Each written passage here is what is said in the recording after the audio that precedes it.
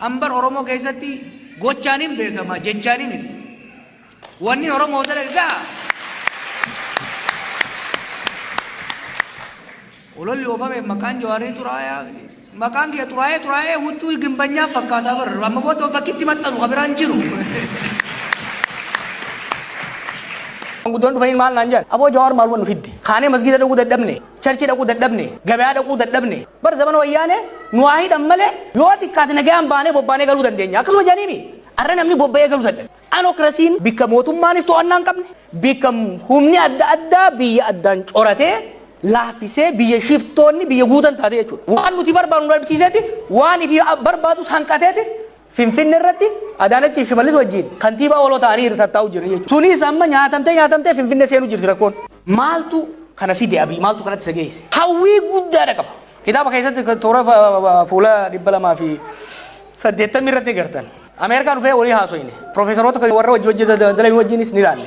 Hin taatu hin jeenati. Maaliif? Hawwii guddaa qaba. Hawwii aangoo guddaadha qaba. Abjuudha qaba. Karoora qaba.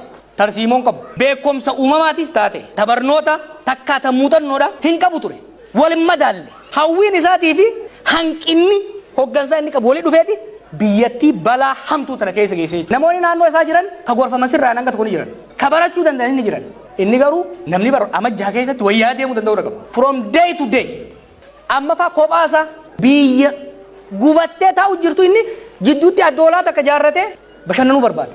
Waan amma sirriitti mukana keessatti maali maa ture bee? Sirna dimookiraasii keessatti uummanni lakkoo isaa wayyaba nambar 1 yoo kana butaate nambar 1 sun gara tokkoon deemuu hin danda'u. Keenyaa akka ilaaltan amma abbaan fedhaa dhufu warri saba guddaa aangoo pirezidaantummaa godhaman taates wanni isaan jiran hojiitti qaba jechuudha. Sirna dimookiraasii keessatti sirni dimookiraasii mirga warra wayyabaa bulchaa mirga sabxinnaatu kabajama. San qofaa miti. Mirga qofa osoo hin ta'in lakkoofsi dimookiraasii keessa waa lamaatu murteessaadha jedha. Lakkoofsa namaa fi maallaqa. Nuti lakkoofsa ni qabna maallaqa irratti dalaguu qabna. Maallaqa irratti dalaguu ammoo siyaasa wal qixxeessuu qabna jechuudha.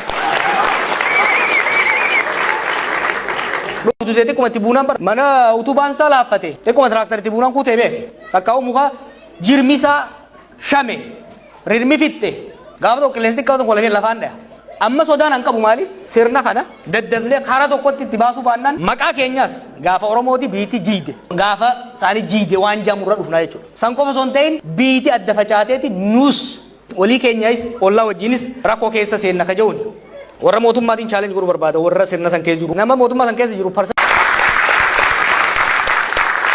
Ankanii yaadda'u fardaan nu jala du'aadha malee fardarraa nu kaasanii jallaa buufnee tolaa qajeela irra keenyaadha malee argumentiin jiru san hin yaadina.